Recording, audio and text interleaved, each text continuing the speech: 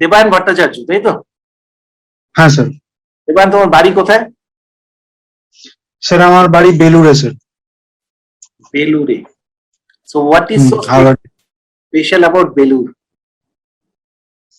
Sir, Belur is headquartered to Ramakrishna Mott and Mission, and it is situated on the west bank of river Hooghly.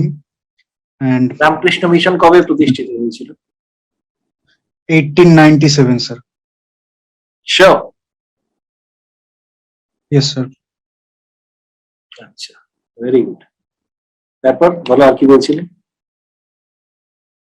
And sir, Belur is also famous for its foundry industries and jute mills. Jute mills.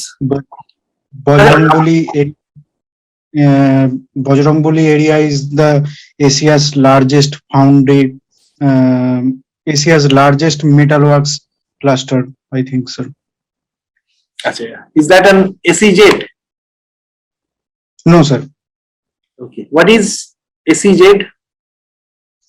Sir, SEZ is special economic zone, and in special economic zones there are various kinds of tax waivers for promotion of industries and promotion of new entrepreneurships. Okay, example কিছু দিতে পারবে? Sir, Phalta, Salt Lake SEZ. Okay, and what is tax holiday? Tax holiday, sir আমি ঠিক sure নই, guess করতে পারি? Please go ahead. Sir কোন নেশনে মানে ট্যাক্সের জন্য ছাড় দেওয়া হয়, যেগুলোতে মানে ধরুন আমার কোনো ইন্ডিয়াতে ইন্ডাস্ট্রি রয়েছে, আমি এখানে যদি সেই প্রোডাকশনের কাজগুলো করি আমাকে ট্যাক্স বেশি পরিমাণে দিতে হবে, কিন্তু যদি আমার প্রোডাকশনটাকে আমি কোনো ট্যাক্স হেভেনে পাঠিয়ে দিই, যেমন পানামা বা কেইম্যান আইল্যান্ডস, সেই জায়গাগুলোতে ট্যাক্সের ছাড় পাওয়া যাবে অনেক বেশি। তো এইটাকে ট্যাক্স হলিডে বলা হয়, আমি ঠিক শিওর নই স্যার। গভর্নমেন্ট কখন ট্যাক্স হলিডে দেয়? Do you have any idea নাকি? Sir I don't have any idea, I was just taking a guess. Sir government tax holiday কখন দেয় এটা বলছেন, তো তার মানে কোনো ইকোনমিক ডাউন টার্নের সময় বা কোনো প্রবলেমের সময়, ন্যাশনাল কোনো প্রবলেমের সময় ট্যাক্স ছাড় দেয়, যেমন গত বছর কোভিডের জন্য কি গভর্নমেন্ট কিরকম ছাড় দিয়েছে? স্যার কোভিডের জন্য গত বছর গভর্নমেন্ট ইন্টারেস্ট মানে লোনেতে ইন্টারেস্ট পেমেন্টে ছাড় দিয়েছিল, তারপরে আত্মনির্ভর ভারত অভিযানের লোনের ইন্টারেস্টে ছাড়। হ্যাঁ স্যার, লোন পেমেন্টেও ছাড় দিয়েছিল 3 মাসের জন্য। মানে আমি ধরো মানে 100 টাকা আমি ধার করেছিলাম, আমার ধরো ইনস্টলমেন্ট দিতাম আমি 3 টাকা, তাহলে 3 মাস ধরে আমাকে কোনো 3 টাকা দিতে হবে না? না, মানে 3 মাসের লোনের রিপেমেন্ট ছাড় দেওয়া হয়েছিল। মানে 3 মাসে আমার টাকা না দেওয়ার ফলে এই ইন্টারেস্টের উপরে যে ইন্টারেস্ট জমলো সেটা ওটাই ছাড় দেওয়া হয়েছিল।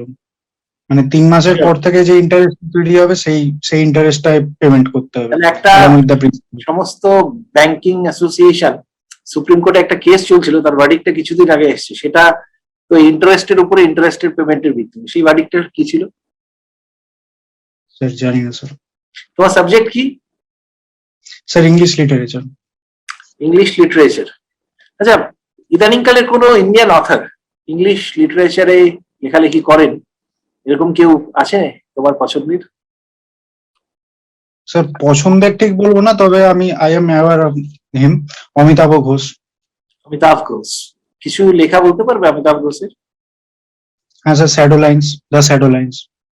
আচ্ছা, ভেরি গুড।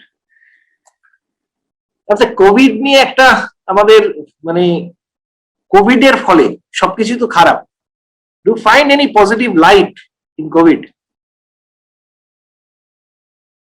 স্যার কোভিড এর জন্য গত বছর পলিউশন অনেকটা কমে গেছিল লকডাউনে চলাকালীন, আর এই বছর কোভিড এর জন্য ওয়ার্ক ফ্রম হোমের যে কালচারটা শুরু হয়েছে, সেই কালচারটা যদি আরো পরবর্তীকালে এনহ্যান্স করা হয়, তাহলে যে ভেহিকুলার যে পলিউশন সেটা কমানো যাবে। তারপরে প্রোডাক্টিভিটি বাড়বে, যে জিনিসগুলো করার জন্য কোনো রকম অফিসিয়াল স্পেসের দরকার নেই, এখন জাস্ট অফিসিয়াল কালচার প্রমোট করার জন্য একটা অফিস রেন্ট করা, সেখানে গিয়ে লোকজনকে জড়ো করা, তার ফলে কি হয়, ইলেকট্রিসিটি কনজাম্পশন সেখানে বাড়ছে, অনেক বেশি ওভারহেড কস্ট যেগুলো, সেই কস্ট গুলো হচ্ছে। তো ওয়ার্ক ফ্রম হোমে সেই জিনিসটা সমস্যার, মানে সেইটা একটা পজিটিভ অ্যাসপেক্ট কোভিড এর জন্য। অনলাইন এডুকেশন, এটা কি তোমার কি মনে হয়, পজিটিভ না negative? Sir, I would say it's a it's a double-edged sword. Online এডুকেশনের জন্য স্যার পজিটিভ বলতে আমি বলবো যে বাচ্চাদের উপরে যে প্রেশারটা, স্কুলে একটা বন্ধ জায়গা, মানে স্কুলে গিয়ে একটা বন্ধ জায়গার মধ্যে সেখানে টাইম বাউন্ড পড়াশুনো, তার বদলে নিজের বাড়িতে থেকে একটা কমফোর্টেবল পরিবেশে যদি পড়ে, সে উল্টো বললে না, স্কুলেই তো খোলামেলা পরিবেশ আর বাড়িতে তো বন্ধ। স্যার, বাড়িতে সে তার নিজের ফ্যামিলিয়ার একটা জায়গায় রয়েছে, স্কুলের খোলামেলা পরিবেশ হতে পারে। তো সে জীবনে কখনো আউটগোয়িং হবে না, মানুষের সঙ্গে ইন্টারাকশন তার বন্ধ হয়ে যাবে না? না স্যার, আউটগোয়িং হওয়া তো স্কুলে গেলেই যে আমরা শুধু আউটগোয়িং হব তার তো কোনো মানে নেই। সে বিকেলবেলা খেলতে তুলতে মাঠে যেতে পারে, তারপরে সে এমনি আদারওয়াইজ খেলতে যদি সে মাঠে যেতে পারে, যেখানে তার সঙ্গে মানে মিশতে হবে তাকে অন্যান্যদের সঙ্গে, আর স্কুলে তাহলে বন্ধ থাকবে, তাহলে স্কুল বন্ধ রাখাটাকে, এটাকে কি ডু সাপোর্ট? স্যার, স্কুল বন্ধ রাখাটাকে আমি এই মুহূর্তে সাপোর্ট করছি, কারণ এখন আমাদের যেরকম ভাবে বেড়ে চলেছে কোভিড এর সংক্রমণ। এই মুহূর্তের কথা বলছি না, ধরো সে ফিউ মান্থস এগো। স্যার, কয়েক মাস আগে তো স্কুল কলেজ খোলার পরিকল্পনা চলছিল, দিয়ে তারপরে সেকেন্ড ওয়েভটা আসার পরে আবার সব বন্ধ করে দেওয়া হয়। তো একটা সময়ের পর স্কুল কলেজ এগুলো খুলে যাওয়া উচিত, কারণ এই যে স্কুল কলেজ বন্ধ, এর ফলে ডু ইউ থিঙ্ক যে ড্রপ আউট রেটের উপরে কোনো এফেক্ট পড়বে?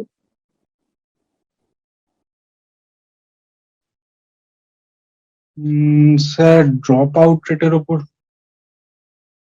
না sir, I don't think so. Rural অঞ্চলে যে জায়গায় টেকনোলজির মানে টেকনোলজি সেরকম ভাবে পারমিয়েট করেনি, সেই জায়গাগুলোতে ড্রপ আউট বাড়বে, কারণ সবার কাছে স্মার্টফোন নেই বা হাই স্পিড ইন্টারনেট কানেকশন নেই, তো সেই জায়গায় ড্রপ রেট বেড়ে যাবে। কিন্তু এটা আরবান এলাকায় এই প্রবলেমটা আশা করি হবে না। ধরো দুপুরবেলা কুকড মিড ডে মিল স্কুলে হতো, বাচ্চারা জানে, এবং বাচ্চাদের কাছে অনেক ক্ষেত্রে গ্রামাঞ্চলে একটা অ্যাট্রাকশন যে আমি ওই মিড ডে মিলটা খাওয়ার জন্য স্কুলে যাব, তার লক্ষ্য মিড ডে মিল খাওয়া, উপলক্ষ পড়াশুনো করা।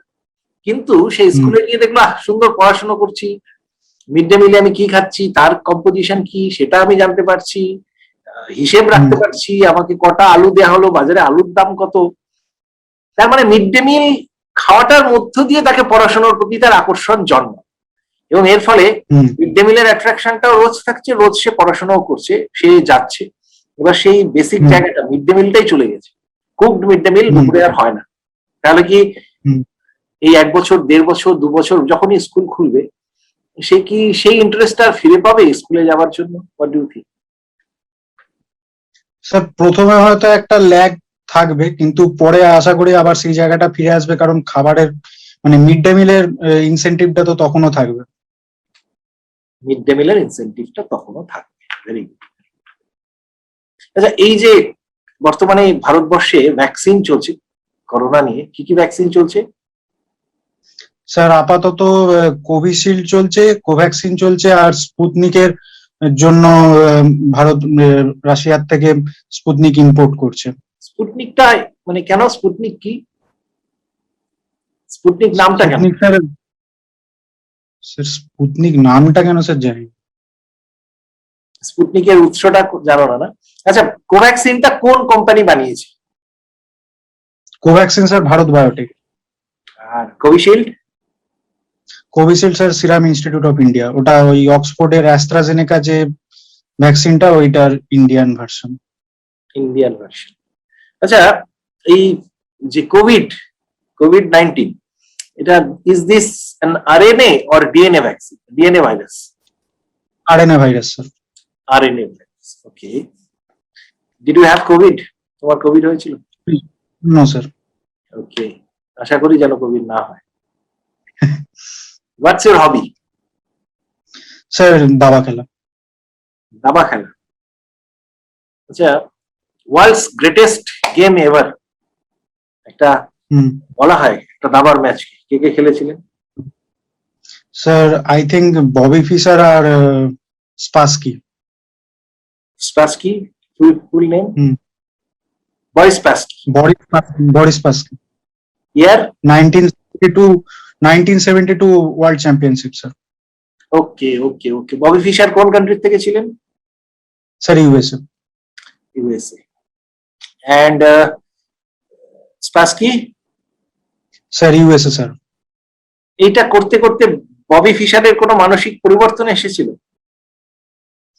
স্যার ওয়ার্ল্ড চ্যাম্পিয়নশিপের পর ববি ফিশার মানে চেসের ওপর থেকে আস্তে আস্তে ইন্টারেস্ট হারিয়ে ফেলেন। উনি পরবর্তীকালে যেটা বলেছেন যে চেস আস্তে আস্তে পুরোটাই থিওরিটিক্যাল স্ট্রাগল হয়ে যাচ্ছে, কে কত মুভ ওপেনিং এ মনে রাখতে পারছে আর ওপেনিং থেকে কে কত অ্যাডভান্টেজ নিয়ে মিডিল গেমে যেতে পারছে। তো সেই মানে ওইখান থেকে উনি ইন্টারেস্ট হারিয়ে ফেলে পরবর্তীকালে আস্তে আস্তে চেস থেকে নিজেকে পুরো আইসোলেট করে নেন, এবং তারপরের যে ওয়ার্ল্ড চ্যাম্পিয়নশিপটা হয়েছিল তাতে কার্পভ মানে ববি ফিশারকে চ্যালেঞ্জ না, মানে কার্পভ ববি ফিশারের সাথে না খেলেই ওয়ার্ল্ড চ্যাম্পিয়ন হয়ে যায়, কারণ ফিশার পার্টিসিপেট। কার্পভ, তাই তো? হ্যাঁ ফিশার আর স্পাসকি এরা দুজনে পরবর্তীকালে আর কোনো ম্যাচ খেলেছেন? হ্যাঁ 92 সালে আর একটা ম্যাচ খেলেছিল। তার রেজাল্ট কি হয়েছিল? তাতেও বোধহয় ফিশার জিতেছিল। ফিশার জিতেছিল। ডিউরিং দ্য ম্যাচ ওয়ার্ল্ড চ্যাম্পিয়নশিপে সেই সময় ফিশারের মধ্যে কিছু মানসিক পরিবর্তন আসতে থাকে, তার হ্যালুসিনেশন চলতে থাকে, এবং তিনি ভাবতে থাকেন সবসময় তার পিছনে ইউএসএসআর একজন স্পাইকে রেখেছে, যে তার মুভ গুলো কিছুকে, এবং সেটাকে দেখানো হয়েছিল একটা মুভির মধ্যে। তুমি দেখেছো সেই মুভিটাকে? হ্যাঁ স্যার দেখেছি। কি নাম? Pawn sacrifice. Very good, very good, excellent. Okay, coming back to, do you have any other hobby? No sir, সেরকম কিছু নেই। এই মুহূর্তে তুমি কোথাও কাজ করছো? না স্যার, আমি এই মুহূর্তে ডব্লিউবিসিএস এর প্রিপারেশন নিচ্ছি। তুমি কোনো কাজ করেছো কখনো? স্যার আমি ইনোটস বলে একটা ওয়েবসাইট আছে, ওখানে ফ্রিল্যান্স রাইটিং এর কাজ করতাম, ক্রিয়েটিভ রাইটিং এর। What's your age? স্যার 27। 27। আচ্ছা, তুমি ধরো, তোমার ফার্স্ট প্রেফারেন্স কি? Executive? Executive sir. Executive is your first preference. তুমি ব্লকে বিডিও হলে, জয়েন করার পরের দিনই তোমার ব্লকে একটা ফ্লাড হবে, ফ্লাড, কি করবে? আচ্ছা, আমাকে স্টেপ বাই স্টেপ বল। Tell me 5 things that you will do. Sir প্রথমে তো আমি দেখবো যে জায়গাগুলো জলে ভেসে গেছে সেখানকার লোকজনকে আগে রেস্কিউ করার চেষ্টা করব, তাদেরকে রেস্কিউ করে কোনো সেফ অ্যান্ড সিকিউর জায়গা আগে তাদেরকে তুলে নিয়ে আসবো। সেকেন্ড হচ্ছে তাদের খাওয়া দাওয়া, ওষুধপত্র এই সমস্ত ব্যবস্থা করা। তারপরে জল নেমে যাওয়ার পরে আমি ড্যামেজ কন্ট্রোলে যাব, কোথায় কি ক্ষতি হয়েছে, ফসলের কি রকম কি অবস্থা আছে, রিহ্যাবিলিটেশনের যে ব্যাপারটা সেটা আমি দেখব। আর তারপরে হচ্ছে রিকনস্ট্রাকশন, মানে যখন সবকিছু মানে পরিস্থিতি যখন থিতিয়ে যাবে তখন আবার নতুন করে গড়ার কাজগুলো। তাহলে ডিজাস্টারে কি কি স্টেপ গুলো তুমি বললে? স্যার প্রথমে রেস্কিউ করব যারা একদম মানে ডেঞ্জারাস, প্রস্তুতি, প্রিপেয়ারনেস, যেটা তুমি করতে পারছো না, তাই তো? তাহলে রেস্কিউ করছো। নেক্সট? স্যার আমি প্রিপেয়ারনেস এর সময় তো আমি পাচ্ছি না, কারণ আমি জয়েন করার পরের দিনই ফ্লাড হয়ে যাচ্ছে। সেই জন্যই বললাম প্রিপেয়ারনেস তোমার নেই, তাহলে রেস্কিউ করছো, তারপরে রিলিফ দিচ্ছ, তাই তো? রিহ্যাবিলিটেশন করছো আর রিকনস্ট্রাকশন করছো, তাই তো? These are the 4 steps. হ্যাঁ sir. Very good, very good. I think if you become a BDO, your block will be in safe hands. সুতরাং এত সুন্দর করে তুমি প্রিপারেশন বলতে পেরেছো, Devan, anything you'd like to say about yourself? Sir, মিনিটের মধ্যে তুমি তোমার নিজের সম্পর্কে বলো। sir, I have been preparing for WBCS for the last 4 years, and this has been my childhood dream to be a WBCS officer, WBCS executive officer. And if I am given this opportunity, I would try to focus on agricultural problems of the block, and I would try to introduce technological solution to agricultural problems, so that our farmers' income can be doubled within 2022. That is our national program for farmers' income, doubling farmers' income. Okay. So your basic orientation will be towards the farmers, agriculture, right? Yes. What Yes, about sir. industry? Sir, industry, I have not thought about industries. I have not given any thought about industries, to be honest. But MSME industries or khadi industry যেগুলো গ্রামে থাকে আর কি, তো সেগুলো প্রমোশনের জন্য যে স্কিমগুলো আমাদের রয়েছে স্টেট গভর্নমেন্টের, সেগুলো প্রপারলি ইমপ্লিমেন্টেশনের চেষ্টা করব আমি। যেমন যেমন যেমন খাদি ছাড়া আর কি কি হতে পারে? এগ্রিকালচার বেসড কিছু ইন্ডাস্ট্রি বলো। ফুড প্রসেসিং ইন্ডাস্ট্রিজ যেগুলো রয়েছে, dairy industries, good, milk, cheese. Very good. Okay, Devan, we'll conclude the interview here. এবং মানে overall my opinion about you, তুমি খুব নার্ভাস তোমাকে লাগছিল, তুমি পুরোটা খুলে কথা বলোনি, ঠিক আছে? এই যে মাঝে মাঝে স্মাইল দিলে খুব ভালো লাগে। ইন্টারভিউয়াররা দেখবে ম্যাক্সিমাম ক্ষেত্রে খুব ফ্রেন্ডলি থাকে, but it's you who makes the situation difficult but by not smiling. তুমি যখন প্রচন্ড গম্ভীর রাখছো, I wanted to break the ice with you, আমি হাসছিলাম, আমি সবকিছু করছিলাম, বাট তুমি থ্রু আউট দ্য ইয়েতে গম্ভীর আছো। জাস্ট বিকজ যে তোমার অ্যাকচুয়াল ইন্টারভিউ 2 দিন পরে, সেই জন্য আমি তোমার ডিফেন্স এই জায়গাতে ভাঙলাম না, but I could have easily be harsh, ঠিক আছে? যেটা তোমার মরালটাকে এই মুহূর্তে ভেঙে দিত, বাট তোমার ইন্টারভিউ 2 দিন পরে বলে আমি করলাম। এই জায়গাটাতে নলেজ ওয়াইজ তোমার কোনো অসুবিধা নেই, বিশেষ করে মানে আমি তোমার স্প্যাসকি আর ফিশারের ম্যাচ, তোমার হবি, তার সংক্রান্ত সমস্ত কিছু তুমি বলতে পেরেছো। ফ্যাকচুয়াল কোশ্চেন্স আমি তোমাকে সেরকম জিজ্ঞেস করিনি, সবগুলোই তোমার থ্রেড থেকে করেছি, এবং থ্রু আউট তোমাকে যতগুলো প্রশ্ন করছি দেখো সবগুলো একটা চেন বাই চেন আসছে, ঠিক আছে? তুমি কোনো জায়গাতে একটা ভুল মানে কিছু একটা বলে ফেললে, বেফাস বলে ফেললে, তার সোর্স থেকে আমি নেক্সট কোয়েশ্চেনটাকে করছি। সুতরাং মানে আর ওয়াইল্ড গেসটা না করাটাই ভালো। Tax holiday is different thing, ঠিক আছে? সেরকম জায়গাতে ওয়াইল্ড গেসটা না করাটাই বেটার হবে, ঠিক আছে? আর ওভারঅল পারমিশন নিয়েও ওটা করবো না একদম। পারমিশন মানে খুব যদি ধরো 60-70% এরকম, তাহলে তুমি করতে পারো, ঠিক আছে? যখন দুটোর মধ্যে একটা কনফিউশন, তখন ইউ মে গেস, ঠিক আছে? কিন্তু যখন ডেফিনিশন বা কিছু একটা থাকবে হুইচ মানে তুমি যেটা ট্যাক্স হলিডে বললে, সেটা দ্যাটস কেমেন আইল্যান্ড বা সেটা কিন্তু অন্য জিনিস, ঠিক আছে? গভর্নমেন্ট কোন একটা ইন্ডাস্ট্রিকে প্রমোট করার জন্য ট্যাক্স হলিডে দিতে পারে, তাকে 3 ইয়ার্স ট্যাক্স হলিডে, ঠিক আছে? 1 ইয়ার ট্যাক্স হলিডে, একটা ট্যাক্স হলিডে ওই বছর তাকে ট্যাক্সটাকে মকুব করা হলো, সমস্ত রকমের ট্যাক্স, ঠিক আছে? এই ধরনের মানে পার্টিকুলার জায়গাতে এই ধরনের ট্যাক্স হলিডে গুলো করতে পারে, কিন্তু তুমি যে ট্যাক্স হলিডের কথা বলছো দ্যাটস ডিফারেন্ট, ঠিক আছে? ট্যাক্স হেভেন বলে দিচ্ছে, ট্যাক্স হেভেনটাকে তুমি ট্যাক্স হলিডের সঙ্গে গুলিয়ে ফেলছো, ঠিক আছে? আমি বুঝতে পেরেছি তুমি ট্যাক্স হেভেন কে করছো, মানে সেটা অসুবিধা নেই কোনো, কিন্তু মিনিংটা অলটুগেদার ডিফারেন্ট যখন হয়ে যায়, তখন সেটা সমস্যা করতে পারে। তারপরে আদারওয়াইজ আই থিঙ্ক তোমার ওভারঅল মানে আমার rating will be very high. Just be confident, give your best, একটু be show your cheerful nature, ঠিক আছে? Okay sir. তখন গিয়ে ফ্ল্যাট হবে, সেই সময় তোমাকে হাসতে হবে না, বাট এভরিথিং শুড বি মানে খুব একটা স্পিরিটেড ওয়েতে তোমাকে ফেস করতে হবে, ওভারকামও করতে হবে। Interview will also just like that, সুতরাং don't worry, it will be absolutely fine. I think all the best. Thank you.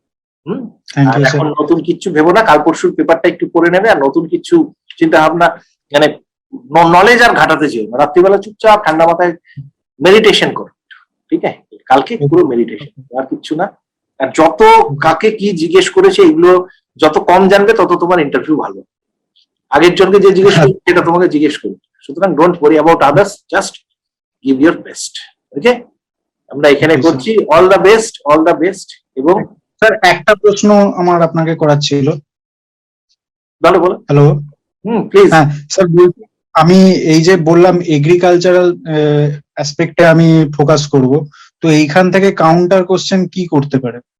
Agriculture আমি যেটা করলাম তোমাকে বেশি আমি ব্রেক করলাম না তোমার ডিফেন্সটাকে, জাস্ট বিকজ যে তোমার আমি ফার্দার করতে পারি যে তুমি কেন এগ্রিকালচারের জিডিপিতে কন্ট্রিবিউশন কত, ঠিক আছে? তাহলে এইটুকু কন্ট্রিবিউশন নিয়ে তুমি এইখানে তোমার সার্ভিস সেক্টরকে তুমি কেন দেখছো না? তার মানে তোমার হাতে পড়লে তোমার ইন্ডাস্ট্রির কোনো উন্নতি হবে না। গভর্নমেন্ট এখন ইন্ডাস্ট্রি করছে, এমএসএমইর কথা ভাবছে, আর তুমি তোমার হাতে পড়ে তুমি শুধু এগ্রিকালচার নিয়ে করবে, ওভারঅল ডেভেলপমেন্ট তোমার হবে না। এই ধরনের ডিফারেন্ট থিংস হতে পারে। স্যার আমি এইরকম বলতে পারি যে স্যার বেস্ট উইল বি যে তোমার orientation, primary orientation should be considering the fact that India is still an agrarian economy, your first orientation will be যে এগ্রিকালচারাল ইনফ্রাস্ট্রাকচার কে বেটারমেন্ট করা। Once that is done, other areas কে, other avenues কে you can explore, like services, industry এবং agriculture based industry, যেগুলো আমাদের rural ইন্ডিয়াতে, rural বেঙ্গলে বিশেষ করে তার প্রচন্ড প্রসপেক্টস রয়েছে।